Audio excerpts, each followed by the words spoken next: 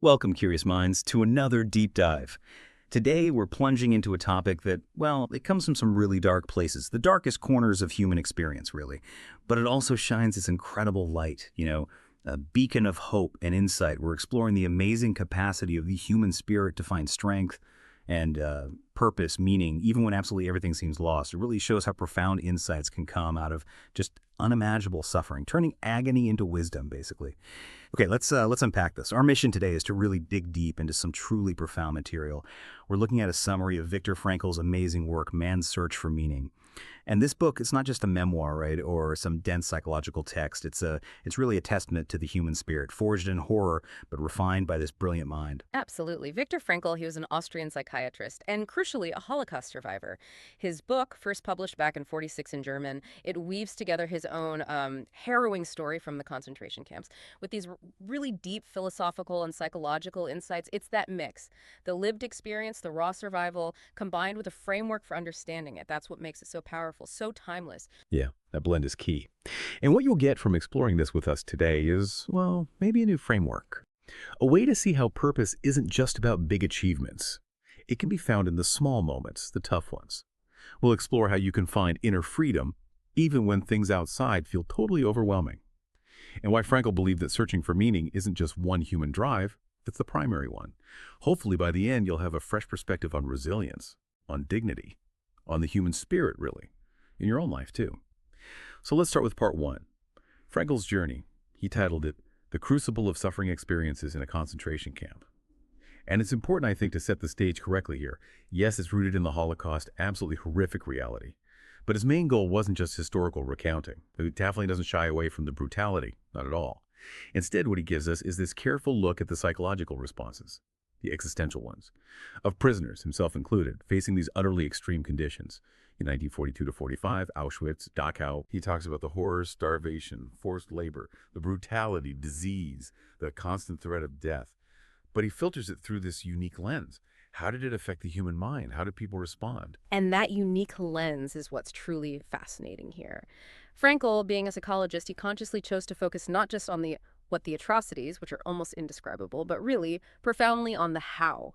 How did humans respond? He basically turned his own suffering, his agony, into a kind of psychological laboratory. He was observing actively, even while living it, looking inwards, analyzing others around him, seeing their coping mechanisms, their breakdowns, but also moments of incredible strength, their desperate search for a reason to keep going.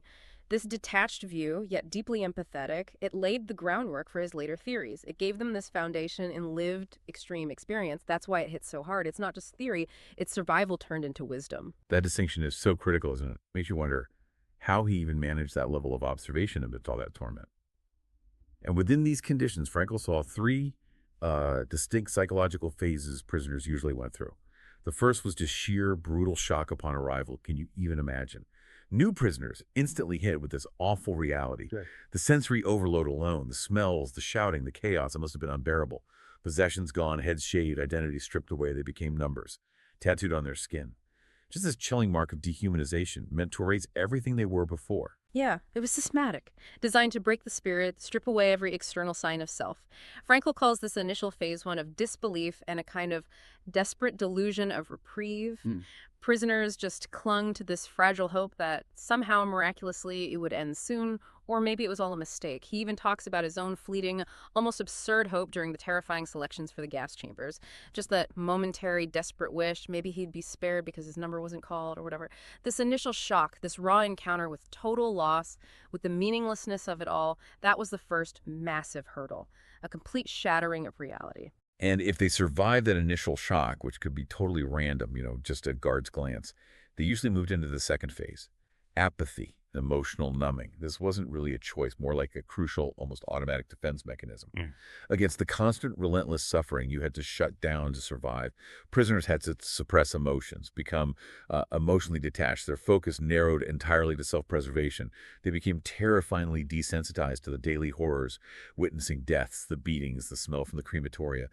It's almost unthinkable what the mind does to cope. It's exactly that, a tightrope walk.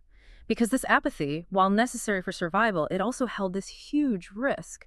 The risk of losing your humanity completely. It was a constant internal struggle.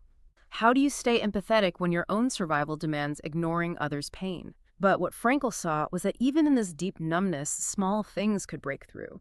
Tiny acts of kindness, fleeting moments of beauty. He describes how, even there, sharing a crust of bread, or just appreciating a sunset through the barbed wire for a second, or a quiet word between prisoners. These tiny, almost invisible moments could be powerful, powerful enough to remind them of their connection, a little spark of life, a glimpse of meaning that kept them going. Right, here's where it gets really interesting. How something as simple as a sunset could be a lifeline. It just speaks volumes about that deep, innate need for beauty, for connection, even when everything else is gone. But for someone in that situation, what was the practical difference between noticing that sunset and just giving up? Was it conscious or instinct? Often instinct at first, I think. A flicker of what Frankl later called attitudinal values, the meaning you find in how you choose to respond. But for those who consciously, deliberately held onto those moments, it became an act of defiance, a way of saying, you can't take this from me. Even here, I can find something human, something beautiful. Hmm. And then, for those who somehow endured, there was the third phase, depersonalization and liberation. You'd think liberation would just be pure joy, right? An explosion of relief. But Frankl describes it as incredibly complex, almost like another kind of shock. Many survivors felt this deep disillusionment, or profound survivors built. They struggled massively to reintegrate into a world that just couldn't possibly understand the trauma they'd lived through. That's right. Frankl talks about his own liberation in 1945, and it wasn't that ecstatic moment you might imagine. Freedom felt unreal, like a dream or a hallucination. The world they came back to seemed, well, shallow, disconnected from the profound, awful realities they'd faced. He notes that survivors had to painfully relearn how to feel joy, how to experience emotions fully again, how to reconnect with their own sense of self after years of being just a number, a thing. Many found the world had moved on, loved ones were gone. The psychological scars were just incredibly deep, making that transition back to normal life so hard, sometimes harder than surviving day to day in the camp. It really shows the damage wasn't just physical, it was existential, a wound to the soul. It really does. It emphasizes that psychological survival was just as fragile, just as critical as physical survival. And through all these phases, Frankl made these truly groundbreaking observations about suffering and survival, observations that really became the seeds of his whole theory, logotherapy. One of the absolute core ideas, maybe the most famous one, is the power of choice. This is an incredible quote. Everything can be taken from a man but one thing, the last of the human freedoms. To choose one's attitude in any given set of circumstances, to choose one's own way. Just think about that. In a place where every external freedom was gone, where life and death were arbitrary, this inner freedom, this ability to choose how you respond, that was the last refuge of human dignity. It's a powerful statement about agency, even when you feel utterly powerless. Yeah, and if we connect this to the bigger picture, this isn't just about surviving at camp, is it? It's a universal truth about having agency, even when circumstances seem impossible. Think about a time you felt completely stuck, maybe in traffic, dealing with some bureaucracy, whatever. How could applying Frankl's idea, choosing your attitude right then, change that experience? What's the real difference between someone who embraces that choice and someone who just fumes, even in small daily frustrations? This insight, Frankl saw, allowed some prisoners to find dignity, even purpose, despite total subjugation. They couldn't choose their food, their work, maybe not even their next breath, but they could choose despair, curse their fate, or find some flicker of meaning in how they endured it. This internal control, when faced with absolute external powerlessness, that's what Frankl argues marked those who didn't just survive physically, but kept their humanity intact. And that flows right into his next key observation, finding meaning in suffering. Frankl saw clearly that those who found some meaning, some purpose, maybe through love for someone, a goal to achieve, a commitment to survive for something, they were significantly more likely to make it through. Like Frankl himself, he kept his spirit up by imagining reuniting with his wife, holding these vivid internal conversations with her, even though, tragically, he later found out she hadn't survived. Or he'd picture himself in the future, lecturing, sharing the insights he was gaining right there in the camp. That future vision wasn't just wishful thinking. It was an active mental commitment, a responsibility he felt, giving him a concrete reason to live. He had to share what he was learning. And he contrasts that so starkly with prisoners who lost all hope. He noticed that despair almost always led to physical and mental decline. It made them way more vulnerable to disease, to apathy, and ultimately to death. This wasn't just being pessimistic. It was like the whole will to live just unraveled, as if the body, without that internal meaning, just gave up. became susceptible to everything. It really hammered home that the mind and spirit were just as vital for survival as food or water, maybe even more so when those things were scarce. Which highlights the critical role of hope and future orientation. Holding on to some vision of the future, no matter how unlikely it seemed, was like a psychological anchor, essential. Whether it was finishing a project or just the simple hope of seeing family again, that future focus was a lifeline. Frankl tells that powerful story about his own manuscript, the foundation of his life's work being confiscated when he arrived at Auschwitz. The drive to survive just so he could rewrite that book, which became Man's Search for Meaning, that became a powerful reason to keep going. Even when every part of him wanted to give up, he saw it as his unique task, a meaning waiting for him to fulfill. That's such a profound point. Frankl described this chilling thing where prisoners who truly gave up hope, who gave up on life, often died very soon after. Right. He even noticed more deaths between Christmas 1944 and New Year's 1945, after many had desperately hoped to be home by Christmas, and that hope was crushed. Yeah, the dates were significant. It wasn't always a clear physical cause. It was like their vital spark just went out. It shows survival wasn't just about being physically strong or lucky, though obviously those mattered.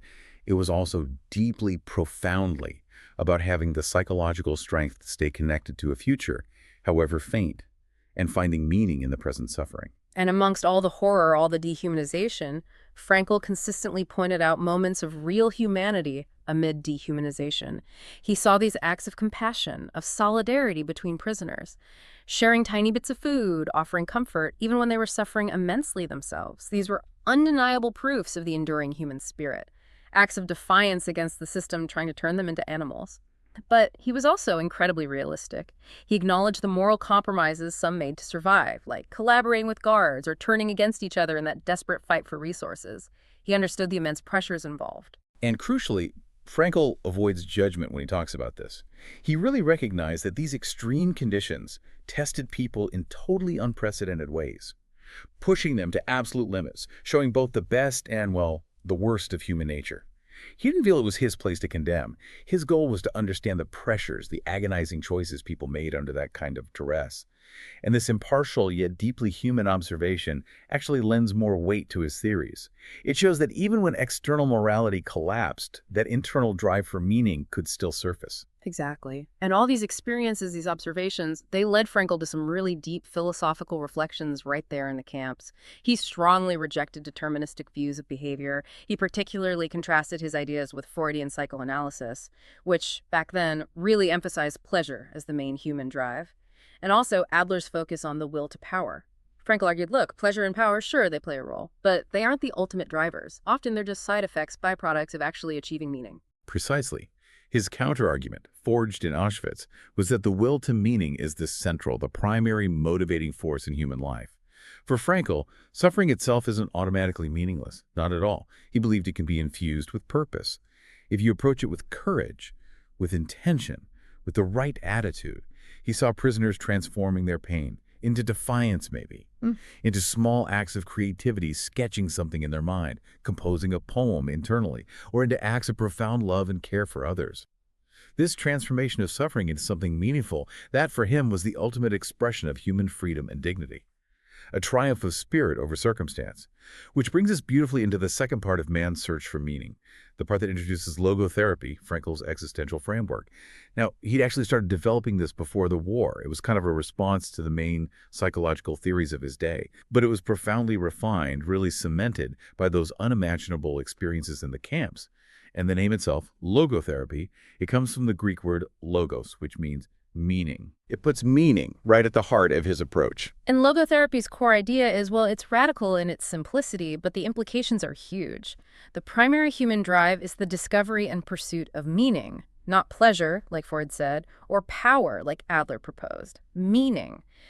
And that raises a big question for all of us, doesn't it? If our fundamental drive isn't pleasure or power, what does that actually mean for how we live our lives, how we face challenges, how we structure society? Frankl argued that when this core drive for meaning gets blocked or frustrated, that's when we feel that deep inner emptiness, that despair, what he called the existential vacuum, that sense of aimlessness that can hit even when life looks successful on the outside. Yeah, that vacuum. And this leads us to the core principles of logotherapy. First, and maybe the most fundamental, Life has meaning under all circumstances. Frankl insists meaning isn't something we just invent or make up. It exists out there, waiting to be discovered in every single moment, even in deep suffering, even facing death. Our job then is to find it through how we engage with the world. And he gives us three main ways, three pathways to discover this meaning, like an existential toolkit. The first pathway is through creative values. This is about the meaning we find in our work, our actions, our creative pursuits. Writing something, making art, building something tangible, dedicating yourself to a project at work or in your community. It's about contributing, bringing something new into the world, using your unique skills and effort. It could be something huge like starting a nonprofit, or something simple like carefully tending a garden. Okay, so that's creating. The second pathway is through experiential values. This is where we find meaning through experiences themselves. Through love, appreciating beauty, deep relationships with others. It's about letting the world impress itself upon you. Could be watching a stunning sunset that just takes your breath away, or a piece of music that resonates deep in your soul, or that profound bond with a loved one, a child, even a pet. It's the meaning we receive from engaging with the world's richness. And the third pathway, maybe the most poignant given Frankl's own story, is through attitudinal values. This is the meaning we find in the stance we take towards suffering we cannot avoid. When faced with something unchangeable, illness, loss, whatever it is, the meaning lies in the attitude we choose. Courage, dignity, resilience, maybe even finding humor in the darkness. This is where that power of choice we talked about becomes absolutely central. It's not that you suffer, but how you carry it. Frankl saw prisoners finding meaning just by choosing to offer encouragement or facing death with dignity. That itself became meaningful. Building on that, the second core principle is the will to meaning, that deep, innate drive to find meaning, which he says is our primary motivation. And when that drive is blocked, that's when people experience the existential vacuum. Think about it like this. Maybe you've got a dream job, the nice car, the perfect vacations. But there's still this nagging feeling, is this it? That hollow feeling, that kind of about life, even when things look good on paper. That's often the existential vacuum Frankl described. It's like a hunger for something deeper, something purposeful, that money or success just can't satisfy. Frankl was definitely critical of modern society in this regard. He argued its relentless focus on material success, on chasing pleasure, on instant gratification. It often leaves people feeling exactly this emptiness. By neglecting the search for real meaning, he thought, many people feel adrift, searching for something more profound that stuff just can't provide. And this vacuum, he suggested, is a root cause of lots of problems. Boredom, apathy, despair, leading to things like addiction or aggression. Which takes us to the third principle, freedom of will. This is that incredible human ability to choose your attitude, your response, no matter how bad things get externally. This freedom, Frankl argues, comes from our ability to rise above circumstances through self-awareness and taking responsibility. We might not choose what happens to us, right? But we always choose how we respond to it. And that's an active thing, reflecting on your values, deciding how to live them out, even when you feel totally boxed in. And that leads nicely to the fourth principle. Meaning is unique and specific. It's not some big, abstract, one-size-fits-all truth like some grand life plan handed down. Instead, meaning is different for everyone. And it even changes from moment to moment in our own lives. It's tied to specific actions, specific relationships, specific challenges you face right now. So logotherapy isn't about the therapist telling you what your meaning is, not at all. It's about helping you discover your unique purpose through reflection, through engaging consciously with your own life. It's a very personal journey. Okay, so logotherapy isn't just philosophy. It has practical techniques too. One is called de-reflection. This basically involves shifting your focus away from your own anxieties or obsessions, redirecting your attention towards meaningful tasks or relationships or goals outside yourself. So say someone's totally consumed by anxiety about their job performance, or maybe a physical symptom they can't control. De-reflection might mean encouraging them to really focus on helping a colleague or pouring energy into a project that benefits others, rather than just dwelling on their own fears.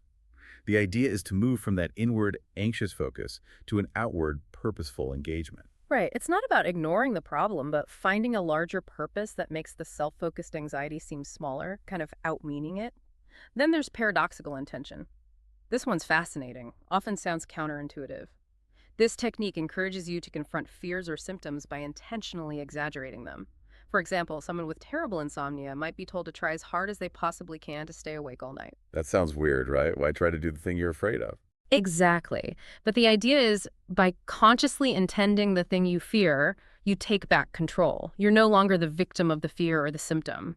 You're choosing to engage with it. And strangely, that often deflates its power. It reduces the anxiety that was fueling it in the first place. And finally, there's Socratic dialogue. This isn't the therapist giving answers. It's more like guiding the person to find their own answers through skillful questioning, like Socrates used to do. The therapist is a facilitator, helping the individual uncover their own sense of purpose, teasing out the values and goals that are already there, maybe just hidden by anxiety or confusion. It's about drawing the meaning out, not pouring it in. So the person really owns their discovery. Yeah. And the applications of logotherapy go way beyond the camps, obviously. Frankl used tons of case studies from his own practice. He tells of a grieving widower, for instance, who found meaning not by trying to forget his wife, but by honoring her memory, doing acts of kindness, community service, things she would have loved. He turned his loss into purpose. Or a terminally ill patient who found profound meaning in facing death with dignity, inspiring others, finding purpose in how they chose to live their last days. Frankl himself used these ideas to counsel fellow prisoners, helping them find just one more reason to endure, to keep that will to live going. And it's not just individual, is it?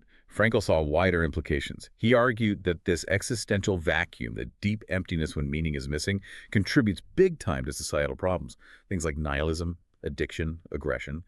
He saw them partly as symptoms of a collective lack of meaning, a kind of societal soul sickness. Yeah. And logotherapy, he suggested, offers a path not just to personal fulfillment, but towards a more responsible, purposeful society. By encouraging people to find and fulfill their unique responsibilities, a society full of meaning-driven individuals, he thought, would just be healthier, more resilient. So as we kind of wrap up our deep dive here, let's circle back to the enduring messages and legacy of man's search for meaning. Mm-hmm. At its absolute core, the central message has to be resilience through meaning, Frankl's own survival and his careful observations of others. It all points to this profound truth. Finding meaning can sustain people through the absolute worst suffering imaginable. It's like the psychological scaffolding that stops you from collapsing, the inner anchor when everything outside is chaos, the ultimate defense. And tied right into that is the message of human dignity and choice. Think about it. The camps were designed to dehumanize completely, strip away identity, worth, reduce people to functions. Yet Frankl showed that individuals could, against all odds, hold on to their humanity. They did it through acts of courage, through love, and crucially, through the moral choices they made, however small. Even when totally oppressed, those choices to maintain integrity, to show compassion, were acts of profound self-affirmation, proof that even in the very worst circumstances, the human spirit couldn't be totally extinguished. And what makes this book so incredible is its universal relevance. Yes, it comes to the Holocaust, that specific, horrific context. But Frankl's insights go way beyond that. They apply to all kinds of suffering. Mm-hmm. Personal loss, sure, but also those everyday existential crises many of us feel today. You know, burnout, feeling overwhelmed, searching for purpose in a world that feels both limitless and empty sometimes. Mm-hmm. His message just resonates. Across cultures, across time, whatever your specific situation, it's a timeless guide to being human. And maybe the most powerful message, the one that really captures logotherapy's heart, is responsibility to life. Frankl put it so beautifully. It did not really matter what we expected from life, but rather what life expected from us. That just flips the whole script, doesn't it? It suggests life isn't just there for us to make demands on. Instead, life asks us questions. Every moment presents a question. And our job, our responsibility, is to find the answer, to discover the meaning that life is asking from us right here, right now. It moves us from demanding things from life to responding to life, empowering us to actively create our own meaning. And the impact of the book itself, Man's Search for Meaning, it's just been massive. Over 16 million copies sold worldwide, translated into more than 50 languages. And those aren't just numbers, right? That's millions of lives touched, maybe changed by its wisdom. It's considered a classic psychology, philosophy, self-help, Holocaust literature. It pops up everywhere, cited by leaders, thinkers, ordinary people looking for depth. Absolutely. And connecting this to the bigger picture, Frankl's work wasn't just a new therapy. It was a fundamental shift in understanding human motivation. Its influence is everywhere. Inspiring trauma survivors, yes, but also just people looking for more purpose day to day. Logotherapy still influences existential psychology, therapy education, the self-help world. Often people don't even realize the direct line back to Frankl. The book just endures because it tackles these huge universal questions: suffering, resilience, and that relentless human search for meaning. Now, it's also important, I think, to have some critical reflections, even on a book as revered as this, just to get the full picture, some common critiques. Well, one is that its strong focus on individual resilience might maybe unintentionally downplay the role of systemic factors, or just sheer luck in surviving the camps. That's a fair point. Frankl acknowledges those things, but the emphasis is definitely on inner choice, personal attitude. Some argue that could maybe put too much burden on the individual, overlooking how powerful external circumstances really are. Definitely. And another point sometimes raised is that logotherapy's focus on abstract meaning can feel, well, a bit abstract, especially for people facing desperate, immediate, practical problems. If you're starving or facing violence or just struggling to survive day to day, talk of philosophical meaning might seem like a luxury, almost secondary. Right. How do you find meaning when you just need food? Exactly. Now, Frankl would argue meaning can be found even in that struggle, but it's a valid point. Some readers raise the tension between immediate needs and existential ones. And finally, some readers do find the second part, the theoretical bit, logotherapy in a nutshell, less compelling than the first part. That shift from the raw, incredibly moving personal story to the denser psychological theory can feel a bit abrupt, maybe less accessible if you were drawn in by the memoir. And those are all fair points, points that actually enrich the discussion, I think. They invite you to engage more deeply. It's true, the theory section needs a different kind of focus, but that's where Frankl translates his profound observations into something usable for everyone, not just camp survivors. Ultimately, though, despite these critiques, Frankl's incredible ability to distill such deep wisdom from unimaginable horror and to offer a path forward that just ensures the book's lasting impact. It really remains this beacon of hope and a practical guide for life's biggest challenges. So as we wrap up this deep dive, let's just quickly recap the core insights. We've gone from the raw agony of the camps to the detailed theory of logotherapy. And what stands out again and again is this powerful truth. Meaning isn't a luxury. It's not just intellectual. It is, in fact, the key to resilience, to dignity, and ultimately to thriving as a human being, no matter what life throws at you. It's a fundamental need. And these insights hopefully offer you a practical lens, a way to look at your own life, your own challenges. It can genuinely help you navigate struggles and find a more fulfilling path. It's about empowering you to find purpose, even when things are tough. To remember you always have that last freedom choosing your attitude, and to actively look for and respond to the unique meaning life presents to you. And with that, I want to leave you with one final thought to chew on, something that builds on Frankl's insights. Consider, in your own life right now, how even the smallest, most ordinary choices or the way you look at things, how might they be filled with a unique personal meaning if you just choose to look for it? What act, what relationship, what challenge is life expecting of you right now? And how will you choose to respond? Thank you for joining us on The Deep Dive. We really hope this conversation sparks some new ways of thinking. Until next time.